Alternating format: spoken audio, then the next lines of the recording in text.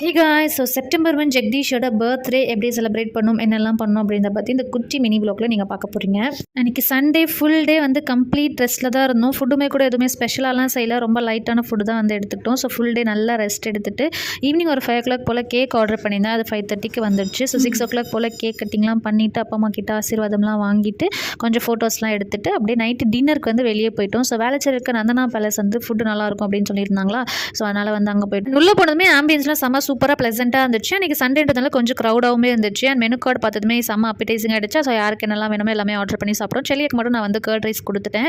அப்படியே டின்னர்லாம் முடிச்சுட்டு Phoenix mall போயிட்டோம். ஐமேக்ஸ்க்கு வாழை மூவி வந்து நல்லா இருக்குது அப்படின்னு சொல்லிட்டு நிறையா பேர் சொல்லியிருந்தாங்களா. ஸோ அதனால் அது பார்க்கலாம் அப்படின்னு சொல்லிட்டு போயிட்டோம். செல்லியும் ஃபர்ஸ்ட் டைம் இப்போ தான் தேட்டருக்கு வரான். ஸோ உள்ளே போனதுமே அந்த இன்ட்ரடக்ஷன்லேயே வந்து பயங்கரமாக அழ ஆரம்பிச்சிட்டான். அப்படி இந்த சுட்டிக்கணமாக பாட்டெலாம் போட்டு சமாதானப்படுத்தி தூங்க வச்சிட்டோம். அன்றைக்கி நடை இப்படி தான் போச்சு.